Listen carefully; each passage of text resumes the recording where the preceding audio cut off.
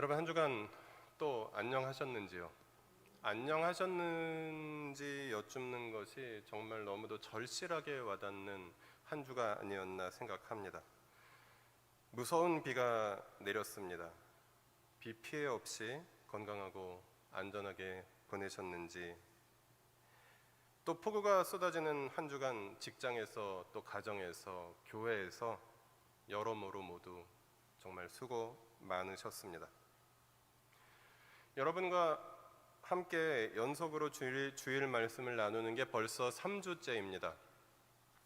처음에는 마음 한구석에 5주를 어떻게 하나 이런 걱정도 있었는데 여러분께서 잘 들어주셔서 또 저도 주님의 은혜 속에서 잘 감당할 수 있어서 너무 감사합니다. 이제 오늘 지나면 2번밖에 안 남았습니다. 여러분은 담임 목사님 너무 보고 싶으실 것이고 그러실 텐데 2주만 더 참으시고 즐겁게 함께 해주시면 감사하겠습니다. 지금까지 신앙생활해 오시면서 흔히 성화라고 하는 예수님 그림 많이 보셨을 것입니다. 예수님의 일생이나 성경 이야기는 영화로도 많이 다루어져 있습니다. 그런데 그런 그림이나 영화에 나오는 예수님의 특징적인 모습이 있습니다. 그것은 성화나 영화에 나오는 예수님의 특징이 대부분의 액자나 아니면 박물관 같은 데서 보는 그림이나 거의 하나같이 잘생긴 미국 청년의 모습으로 대부분 그려져 있다는 것입니다. 굳이 미국인까지는 아니더라도 서양인의 모습, 유럽 사람의 모습, 앵글로색슨족의 모습이 예수님의 그림에 나오는 그런 그림이나 영화를 보면서 우리는 나름 그래도 은혜도 받고 감동도 받곤 합니다. 그러나 여러분 잘 생각해 보시면 예수님은 우리 아시아 사람입니다. 중동 사람이었습니다. 히브리 사람이었습니다. 그것도 당시 로마 황제를 대신해서 로마 총독의 지배를 받던 식민지 유다에 고뇌하는 청년이었습니다. 그런데 우리의 이 신앙이 예루살렘에서 시작해서 유다와 사마리아를 통해서 그리고 땅끝까지 퍼져가는 가운데 로마 제국을 통해서 유럽에 갔고, 그리고 유럽에 갔던 이 신앙이 미국으로 갔고, 그리고 미국에서 이 신앙이 우리나라로 왔기 때문에 유럽 사람들이 자기들의 모습처럼 그린 예수님, 미국 사람들이 자기들의 모습처럼 영화를 찍은 예수님을 우리는 많은 매체들을 통해서 자주 보게 되었던 것입니다. 그래서 마치 이스라엘의 사람처럼 생긴 예수님보다 훨씬 더 서양 사람처럼 생긴 예수님의 모습이 우리에게 익숙한 것도 사실입니다. 이러한 것은 착각이나 고정관념이라고 말할 수 있을 것 같습니다. 예수님을 생각할 때 우리가 마치 예수님이 잘생긴 미국 청년 같은 모습이었을 것이다라는 고정관념이 있는 것처럼 우리가 또 예수님께 가질 수 있는 착각이나 고정관념 중에는 예수님은 절대로 화내시는 분이 아니실 거야 라는 그런 생각입니다. 우리는 잘생긴 미국 청년같이 생긴 예수님이 늘 웃으시고 늘 인자한 얼굴로 언제나 다정하고 따뜻하게 말씀하시고 행동도 조근조근 천천히 그리고 점잖게 하실 것 같은 그런 생각이 들곤 합니다. 이 역시 착각이나 고정관념에 가깝습니다. 복음서를 천천히 읽어가시다 보면 이런 생각들은 사라질 수밖에 없습니다. 예수님은 바리새인들에게 이 독사의 자식들아, 회칠한 무덤 같은 자들아 라고 말씀하셨고, 어떤 제자에게는 사탄아 물러가라라고도 말씀하셨습니다. 그리고 성전에서 폭리를 취하면서 장사하는 그런 사람들의 매대를 채찍을 휘두르시면서 뒤집어 엎기도 하셨습니다. 이와 같이 우리는 예수님에 대해서, 우리의 신앙에 대해서 착각으로 가지고 있거나 그냥 통념 속에서 고정관념으로 가지고 있는 것들이 덜어 있습니다. 하나 더 있는 것은 예수님이 오직 평화를 주기 위해서 오셨다라는 그런 생각일 수 있겠습니다. 오늘 본문 누가복음 12장 51절을 보시면 그런데 이 생각이 우리에게 혼란을 줍니다. 오늘 본문 말씀은 예수님께서 내가 세상에 화평을 주러 온 것이 아니라 도리어 분쟁하게 왔다라고 말씀하시기 때문입니다. 여러분 당혹스럽지 않으십니까? 성경의 여러 곳에서 예수님께서는 평화의 왕이시고 하나님께서는 우리에게 평화를 주시는 분이라고 말씀하시는데, 오늘 말씀은 예수님의 입을 빌어서 직접 내가 세상에 화평을 주러 온 줄로 아느냐? 아니라 오히려 나는 분쟁을 주러 왔다라고 말씀하시기 때문입니다. 그래서 우리가 알고 있는 성경의 여러 말씀과 조금 충돌하는 것 같은 당혹감을 우리는 느낄 수밖에 없습니다. 오늘 말씀과 대표적으로 충돌하는 말씀이 아마 요한복음 14장 27절이 아닐까 생각합니다. 별도로 나누어드린 우리 오늘 본문 바로 밑에 요한복음 14장 27절이 있습니다. 평안을 너희에게 끼치노니 곧 나의 평안을 너희에게 주노라. 내가 너희에게 주는 것은 세상이 주는 것과 같지 아니하니라. 너희는 마음에 근심하지도 말고 두려워하지도 말라. 예수님께서는 말씀하셨습니다. 여러분 어떠십니까? 예수님은 왜 어디서는 나는 평화가 아니라 분쟁을 주러 왔다라고 말씀하시고 또 어디서는 내 평화를 너에게 준다 말씀하시는 것일까요? 이 두 말씀의 충돌을 우리는 어떻게 해결할 수 있을까요? 혹시 여러분은 어떤 말씀이 더 마음에 와닿으십니까?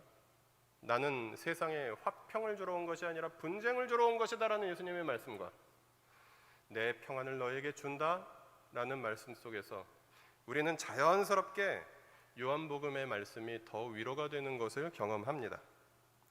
그런데 여러분, 이 말씀을 조금 더 깊이 묵상해 보면 누가복음 12장 51절과 요한복음 14장 27절이 서로 충돌하는 말씀이 아니라는 것을 깨달을 수 있습니다. 저 목사가 오늘 이상한 말을 한다라고 생각하시는 분이 계실까 봐 결론부터 말씀드리면 예수님은 우리에게 평화를 주러 오신 분이 맞습니다. 그런데 요한복음 14장 27절에는 내 평화가 세상이 주는 평화와 다르다.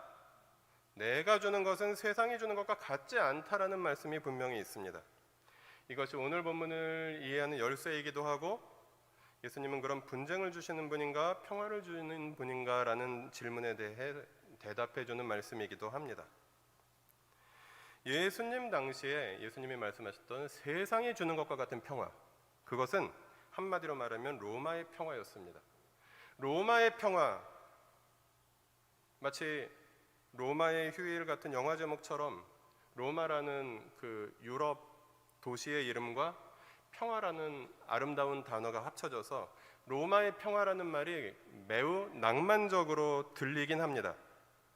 그러나 이 로마의 평화라는 말, 팍스 로마나라는 말은 매우 무서운 말이었습니다. 왜냐하면 로마의 평화는 로마의 군사력으로 유지되는 평화였기 때문입니다. 평화가 그냥 전쟁이 없는 상태 정도를 말하는 것이라고 한다면 그것도 평화입니다. 그러나 그 당시 상황에서 로마의 평화는 로마의 세계 최강의 군사력이 너무 막강해서 로마와 아무도 무서워서 싸우려고 들지 않는, 그래서 정말 잘 지내서 평화가 아니라 로마가 너무 무서워서 로마와 전쟁을 할 수 없는, 그래서 전쟁이 없어져 버린 그런 평화를 말하는 것이었기 때문입니다. 그래서 이 평화는 평화라기보다는 오히려 공포였습니다. 로마는 로마의 평화라는 이름으로 수많은 이민족들을 로마 군대를 동원해서 노예로 잡아가두고 그래서 노예로 팔아넘기고, 로마가 힘으로 지배하는 지중해 주변 여러 나라들에서 독립운동이나 반란 같은 것들이 일어나면 그 독립운동에 참여했던 사람들을 십자가에 못 박아 죽이는 것으로, 그런 식으로 로마의 평화를 유지했습니다. 그래서 로마의 평화는 오히려 로마의 공포라는 말이 어울리는 그런 평화였습니다. 내일은 광복절입니다. 우리나라가 일본 식민지였을 때 만약에 일본과 싸우지 않는 것이 우리의 제일 목표였다면 아무도 독립운동할 수 없었을 것입니다. 그저 일본이 시키는 대로 충성하고 일본 말 잘 듣고 그러면 싸움은 없었을 것입니다. 그런데 여러분, 이게 평화입니까? 그렇지 않습니다. 진정한 평화는 조선이 제대로 독립을 하고 그래서 조선과 일본이 대등한 관계 속에서 서로 좋은 관계를 유지하는 것, 이것이 평화가 아닐까요? 그래서 싸움이 없다고 해서 평화가 아니라 진정한 평화는 예수님께서 주시는 평화이고 하나님의 뜻이 이루어지는 평화라는 것을 우리는 함께 생각해 볼 수 있겠습니다. 다시 본문으로 돌아가서 51절부터 53절을 찬찬히 살펴보시면 이 말씀을 처음 들은 제자들의 마음에 아마, 그리고 초대교회 교인들의 마음에 아마 그들이 경험해야 했던 분쟁이 있었겠구나 하는 것을 깨달을 수 있습니다. 또 요한복음 14장 27절에서도 예수님의 제자들과 초대교회 교인들의 마음에 근심과 두려움이 많았겠구나.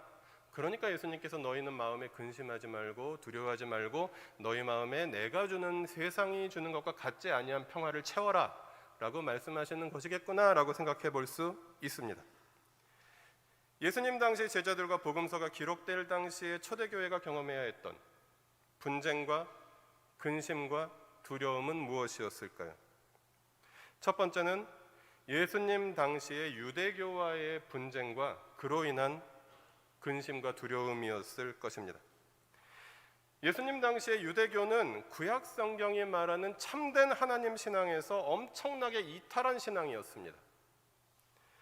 그들은 로마 제국과 적절한 타협을 하고서 예루살렘에서 자신들의 권력이 유지되는 것에 골몰하는, 그래서 그들의 종교는 참된 하나님 신앙이 아니라 대제사장, 서기관, 그리고 사두개인 같은 종교 기득권층이 자신들의 권력을 유지하게 하는 그런 어떤 그것을 정당화해주는 종교로 전락해 버렸던 것입니다.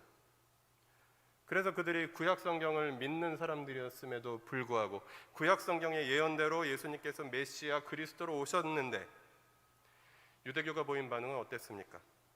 예수님을 믿기는커녕, 예수님을 환영하기는커녕 예수님을 체포해서 로마 총독에게 넘겨주어서 십자가에 못 박히게 하는 악행을 저질렀던 것입니다.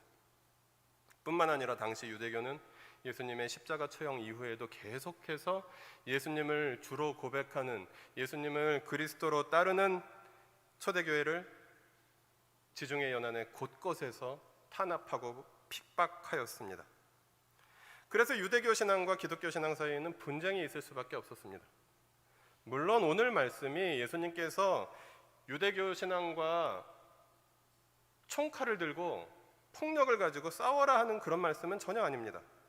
하지만 성경을 왜곡하고 교회를 박해하는 잘못된 신앙과 기득권이 된 종교 집단에 대항해서 너희는 평화라는 이름으로 타협하지 말고 참된 믿음을 지켜내라고 예수님께서는 말씀하고 계신 것입니다. 또한 그 당시 예수님의 상황과 그리고 초대교회 교인들의 상황에서 그들의 마음에 분쟁과 그리고 두려움과 근심이 있을 수밖에 없었던 것은 초대교회를 박해한 로마 제국이라는 존재였습니다. 여러분, 우리가 오늘날에도 주님이라는 말, 주여라는 말 하루에도 몇 번씩 하고 그러지 않습니까? 그런데 이 주님이라는 말, 큐리오스라는 말은 예수님 당시에 이 호칭은 오직 로마 황제한테만 쓸 수 있는 호칭이었습니다. 즉 로마 제국이 지배하는 유럽 세계에서, 지중해 세계에서 오직 로마 황제만이 주님이었습니다. 로마 제국은 황제 숭배를 강요하는 집단이었습니다. 황제를 신격화하고 황제 숭배를 통해서 지중해 세계를 지배하던 로마 제국은 황제에 대한 반역 행위를 용납하지 않았습니다. 그래서 로마 제국은 수많은 반역자들을 십자가에 못 박았습니다. 그래서 우리 입장에서 십자가는 예수님의 희생의 상징이고 하나님의 구원의 상징이고 예수님의 사랑의 상징이지만 당시 로마 제국의 입장에서 십자가는 로마에 반역하면 너희도 이렇게 된다라는 처참하고 무자비한 사형 제도였던 것입니다. 그런 로마 제국에게 황제가 주님이 아니라 오직 예수님만이 주님이시다라고 고백했던, 그리고 오직 주님만을 경배했던 그런 황제 숭배를 거부하는 초대교회는 그래서 황제에 대한 반역자 중에서도 가장 극악한 반역자들이었던 것입니다. 그래서 얼마나 많은 초대교회 선배들이 십자가에 못 박혀 죽고 짐승의 먹이가 되기도 하고 화형을 당하기도 하고 몸이 잘리기도 하면서 극심한 박해 속에서 죽어갔는지 모릅니다. 물론 이 경우에도 제자들과 초대교회에게 예수님께서 칼과 창을 들고 로마 제국에 반역을 일으켜라라는 말씀은 절대로 아니었습니다. 예수님이 여기서 말씀하시는 분쟁은 폭력적인 분쟁을 말씀하시는 것은 결코 아닙니다. 하지만 우상 숭배를 강요하고 교회를 박해하는 로마 제국의 황제 숭배에 평화라는 이름으로 결코 타협하지 말고 참된 믿음을 지켜내고 진리를 따르라고 예수님께서 지금 말씀하고 계시는 것입니다. 그렇기 때문에 성경의 진리를 엄청나게 떠나버린 예수님 당시의 유대교와 황제 숭배를 강요하고 교회를 박해하는 초대교회 당시의 로마 제국에 예수님을 따르는 사람들은 결코 평화라는 이름으로 굴종하거나 순종하지 아니하고 참된 믿음을 지켜내야 했습니다. 그리고 그 결과는 엄청난 고통이 수반되는 것이었습니다. 그래서 어려움이 많을 수밖에 없었습니다. 박해와 핍박은 고통스럽고 두렵습니다. 그래서 예수님도 고난주간의 목요일 저녁에 하나님께 기도하실 때 아버지여 이 잔을 나에게서 떠나게 하여 주십시오 라고 기도하실 정도였기 때문입니다. 예수님도 힘드셨을 정도니 우리와 똑같은 인간이었던 제자들과 초대교회 신앙의 선배님들은 얼마나 힘들었겠습니까? 당연히 그분들에게 예수님께서는 요한복음 14장 27절에 기록된 것처럼 너희는 그러나 근심하지 말고 두려워하지 말고 너희 마음에 내가 주는 평화를 채워라라고 말씀하고 계신 것입니다. 예수님은 오늘 본문과 같이 말씀하십니다. 내가 세상에 평화를 주러 온 것이 아니라 도리어 분쟁하게 하려 왔다. 내가 너희에게 주는 평화는 세상이 주는 것과 같지 않다. 너희는 그러니 마음에 근심하지도 두려워하지도 말라라고 말씀하고 계십니다. 이 말씀을 오늘 우리의 삶에 적용해 보면 믿음 생활을 하려면, 나를 따라오려면, 진리를 지키려면 결코 좋은 일, 즐거운 일만 늘 생기진 않는단다. 하나님을 거절한 세상 속에서, 하나님을 거부하는 사람들 속에서 진리를 따르고 믿음을 지키려면 힘든 일이 엄청나게 많을 거란다. 하지만 그러나 나는 세상이 주는 평안과 전혀 다른 나의 참된 평화를 너희에게 줄 거야. 그러니 너희는 마음에 근심하지도 말고 두려워하지도 말아라. 예수님께서는 지금 말씀하고 계신 것입니다. 여기서 우리는 자칫 우리가 가지고 있을 수 있는 착각과 고정관념 또 하나를 발견하게 됩니다.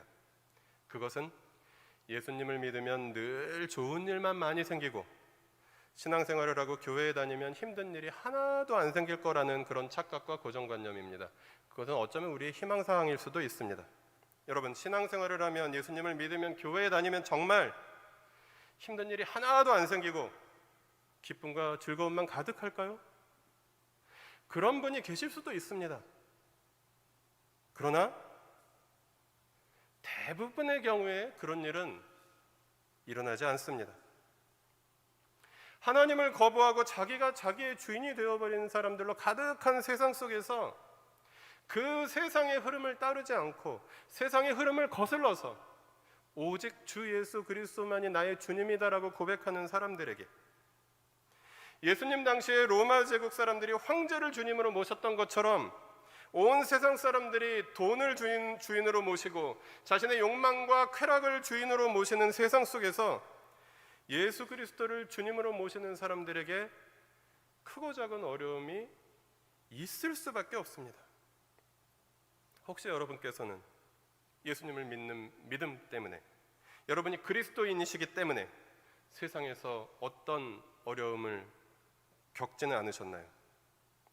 혹시라도 지금도 예수님을 올바로 믿기 위해서, 이 신앙생활이라는 것을 제대로 하기 위해서, 참된 믿음을 지키고 진리를 따르기 위해서 어려움을 겪고 계신 분이 계시다면 너무 힘드시겠지만 그 힘든 가운데서도 하나님께 감사하실 수 있기를 간절히 바랍니다.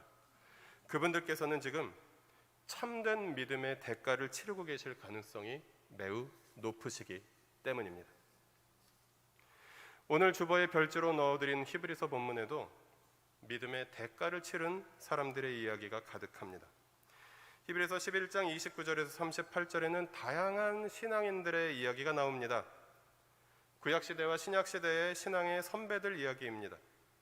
이 모든 분들이 각자 상황은 다르지만 공통점은 바로 이분들이 모두 인생의 어느 순간에 신앙의 대가를 치러야 할 때 기꺼이 믿음의 대가를 치렀던 사람들이라고 성경은 말하고 있습니다.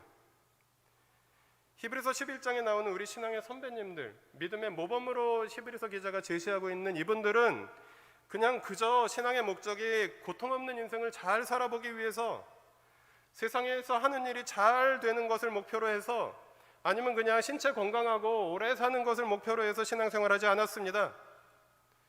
믿음이란 애초부터 그런 것이 아니기 때문입니다. 그러면 그들이 보여주는 참된 믿음은 무엇입니까? 히브리서 11장의 신앙인들이 보여주는 믿음은 믿음으로 이집트를 떠나서 갈라진 홍해바다에 발을 담그는 신앙이었습니다. 하나님께 순종해서 용감하게 싸우고 외적을 물리치는 신앙이었습니다. 라합 같은 경우는 믿음 때문에 조국을 배반하는 신앙이었습니다. 다니엘과 친구들 같은 경우에 믿음 때문에 사자굴에 던져지는 신앙이었습니다. 신약시대의 성도들도 고문받고 조롱받고 채찍질을 받고 결박당하고 옥에 갇히고 돌에 맞고 톱으로 썰리고 칼로 잘리고 편안함과 안락한 삶을 포기해야 하고 광야와 산으로 동굴과 토굴로 도망치는 생활을 하며 궁핍과 환난이 그리고 학대를 받는 것을 믿음으로 감당했던 그런 사람들이었습니다. 그들이 감당해야 했던 고통은 그래서 그들이 하나님 나라 백성이기 때문에 예수를 주로 고백하는 사람들이었기 때문에 치러야 했던 믿음의 대가였습니다. 그들이 믿음의 대가를 치를 때 근심과 두려움이 왜 없었겠습니까? 그러나 그들은 예수님께서 주시는 참된 평안을 의지해서 마음이 가득했을 근심과 두려움을 이기고 기꺼이 믿음의 대가를 치를 수 있었을 것입니다. 그래서 히브리서 11장 38절은 이런 사람들은 세상이 감당하지 못하느니라 라고 말합니다. 세상은 하나님 나라 백성들을 끊임없이 넘어뜨리기 위해서 공격하고 협박하고 유혹합니다. 그러나 믿음의 대가를 치러야 할 때 기꺼이 대가를 치르는 사람들을 세상은 감당할 수 없습니다. 여러분은 세상이 감당할 수 있는 사람들이 되기를 원하십니까? 아니면 세상이 감당할 수 없는 믿음의 사람들이 되시기를 원하십니까? 가만히 내가 치러야 하는 믿음의 대가는 무엇일까 생각해 보시기 바랍니다. 그리고 하나님께 하나님 내가 치러야 하는 믿음의 대가는 무엇입니까? 라고 기도해 보시기 바랍니다.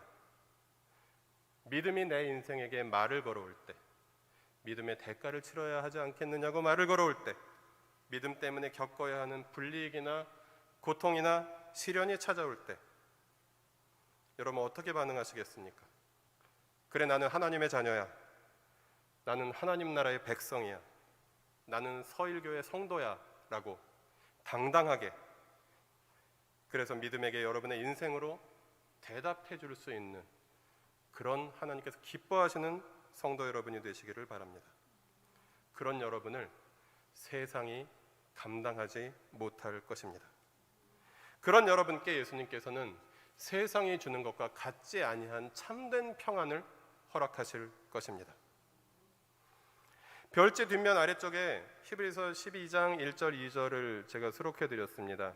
가능하신 분들은 함께 읽겠습니다. 히브리서 12장 1, 2절입니다. 이러므로 우리에게 구름같이 둘러싼 허다한 증인들이 있으니 모든 무거운 것과 얽매이기 쉬운 죄를 벗어버리고 인내로써 우리 앞에 당한 경주를 하며 믿음의 주요 또 온전하게 하시는 이인 예수를 바라보자.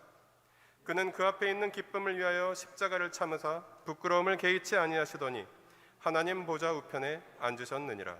아멘. 함께 읽은 히브리서 12장 1, 2절은 믿음에 대한 결론입니다. 이 말씀은 앞서 예로든 수많은 신앙의 선배들만 기꺼이 믿음의 대가를 치른 것이 아니라 예수님께서 앞서서 그 길을 걸어가셨다라고 말합니다. 바로 믿음의 주요 온전케 하시는 이 세번역 성경에는 믿음의 창시자이시요 완성자이신 예수님이라고 말합니다. 그 예수님께서 친히 십자가의 고통과 수치를 참으시면서 믿음의 본을 보여주신 것을 바라보라고 성경은 말합니다. 그리고 계속해서 우리도 모든 무거운 것과 얽매이기 쉬운 죄를 벗어버리고 인내로써 우리의 경주를 하라고 권면합니다. 예수님께서는 십자가의 고통과 부끄러움을 참으시고 고난을 받으셨습니다. 그러나 그런 예수님을 하나님께서는 다시 살려주시고 지금 하나님 보좌 우편에 앉아 계시게 하셨습니다. 그리고 히브리서 본문은 운동선수들이 고통스러운 훈련을 참고 견뎌야만 경기에서 승리하고 영광스러운 시상대에 설 수 있는 것처럼 여러분도 그렇게 하시라고 그렇게 권면하고 있는 것입니다. 이와 같이 우리들도 하나님 나라 백성으로 사는데 거추장스러운 것들을 벗어버리고 인내해야 하는 것들을 인내하면서 예수님을 따르면서, 그리고 앞서 히브리서 11장에 예로 들었던 구름같이 허다한 믿음의 선배들, 증인들의 삶을 본받으며 따라가라고 우리에게 말하고 있는 것입니다. 지지난주에 7월 마지막 주 예배 때 저는 한 주간 여러분께 하나님의 말씀을 향해서 딱 한 걸음씩만 함께 더 나아가 보시자고 말씀드렸습니다. 그리고 지난주에는 한 주간 동안 여러분이 가지고 계신 하나님께서 주신 명품 배낭에, 구제라는 이름의 배낭에, 하늘에 연결된 배낭에, 그래서 거기에 보물을 쌓음으로써 하늘의 보물 한 가지씩만 쌓아보자고 말씀을 드렸습니다. 그래서 여러분 때문에 지난 한 주간 하늘에는 보화가 이만큼 더 쌓였을지도 모릅니다. 이번 주에는 여러분께 믿음의 경주를 완성하기 위해서 나의 삶에서 벗어버려야 하는 무거운 짐이나 거추장스러운 것은 무엇인지 한 가지씩만 찾아보자고 부탁을 드리고 싶습니다. 그것은 우리의 습관일 수도 있고, 우리의 취미일 수도 있고, 우리의 생활 태도일 수도 있고, 관계일 수도 있고, 물건일 수도 있습니다. 그것이 모두 절대로 나쁜 것들만은 아닐 수 있습니다. 나름의 즐거움을 주기도 하고요, 나름 우리가 소중히 여기고 가꾸어 가는 것들일 수도 있습니다. 게다가 만약에 우리가 어떤 습관을 바꾸어야 한다면 습관이라는 것은 하루아침에 바뀌진 않습니다. 습관 하나를 바꾸기 위해서 적어도 3개월을 지속적으로 노력해야 바꿔진다고 합니다. 이렇게 우리가 지금까지 그냥 즐거워하고 나름 그냥 소중히 여기던 것들 중에 혹시 우리가 참된 믿음의 경주를 하는 데에 너무 무거운 짐으로 작용하거나 거추장스러운 것들이 있다면 그것들을 버리고 포기하는데 그만큼의 고통이 따를지도 모릅니다. 그래서 당장 이번 주에 한 가지씩 벗어버리자는 말씀은 드릴 수 없습니다. 하지만 꼭 이번 주에 자신을 한번 돌아보시면서 나의 삶에서 내가 믿음 생활을 올바로 하기 위해서 믿음의 경주를 힘차게 달려가기 위해서 뒤에서 잡아끄는 것과 같은 그런 무거운 짐이나 거추장스러운 죄는 무엇인지 한번 깊이 자신을 돌아보시면서 찾아보시기 바랍니다. 그것을 버리는 것이 믿음의 대가를 치르는 것이라면 언젠가는 누구나 결단해야 할 때가 올 것입니다. 운동선수들이 경기장에 나갈 때 양복을 입고 넥타이를 메고 경기장에 나가지 않습니다. 저도 박병기 목사님과 함께 지금 여기서는 양복을 입고 있지만 여러분의 담임 목사님과 함께 자전거를 탈 때는 쫄쫄이를 입습니다. 운동을 할 때는 운동을 하는 데 가장 좋은 복장과 차림으로, 자세로 함께하는 것이 중요합니다. 다윗도 골리앗과 싸우러 나갈 때 거추장스럽고 무겁기만 한 사울의 투구와 갑옷을 쓰고 입고 가지 않았습니다. 우리가 믿음의 경주를 할 때에도 마찬가지인 것 같습니다. 무겁고 거추장스러운 복장으로 믿음의 경주를 하는 것은 굳이 우리가 선택할 필요가 없는 어쩌면 어리석은 것입니다. 가장 가볍고 달리기 편한 옷을 입고 믿음의 경주를 하는 것이 가장 지혜로운 선택입니다. 말씀을 맺겠습니다. 오늘은 우리가 빠지기 쉬운 두 가지 착각과 고정관념에 대해서 함께 생각해 보았습니다. 첫째는 평화에 대한 고정관념이었습니다. 참된 평화는 그저 전쟁이 없고 그저 싸우지 않기 위해서 타협하는 것이 아니라 하나님의 뜻이 나에게 이루어지고, 그래서 하나님의 뜻이 나 자신과 나 자신을 둘러싼 온 세상의 모든 관계 속에서 이루어지는 상태가 참된 평화입니다. 그래서 예수님은 그냥 싸우지 않는 것을 평화로 여기지 않으시고, 그래서 예수님께서는 죄악과 타협하지 않으시고 거짓과 타협하지 않으셨습니다. 그래서 예수님께서는 십자가 고난을 당하셨습니다. 예수님께서 십자가에 고난을 당하시면서 말씀하신 마지막 말 우리는 잘 알고 있지 않습니까? 다 이루었다. 예수님께서는 고난을 당하시면서 하나님의 뜻을 이루셨던 것입니다. 그래서 예수님은 제자들에게, 초대교회 성도들에게, 그리고 우리들에게 죄악과 타협하지 말라고, 거짓과 타협하지 말라고, 믿음을 지키고 진리를 따르라고 오늘 본문을 통해서 말씀하시는 것입니다. 둘째는 믿음에 대한 고정관념입니다. 예수님을 잘 믿으면 좋은 일만 생겨야 한다는 고정관념입니다. 이 역시 죄송하지만 착각입니다. 예수님을 잘 믿으면 믿을수록 우리는 믿음의 대가를 치러야 합니다. 믿음의 대가를 치러야 할 때 기쁘게 치르는 것이 참된 믿음입니다. 우리가 타협하지 않고 싸워야 할 믿음의 싸움은 무엇입니까? 이 믿음의 길에서 우리가 치러야 하는 대가는 무엇입니까?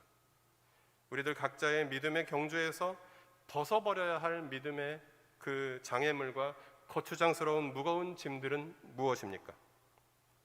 서울교회 성도 여러분, 주님은 오늘 말씀을 통해서 우리들 한 사람 한 사람이 믿음의 대가를 치르는 사람들이 되라고, 믿음의 책임을 지는 사람들이 되라고 본문을 통해서 말씀하십니다. 기도하시겠습니다.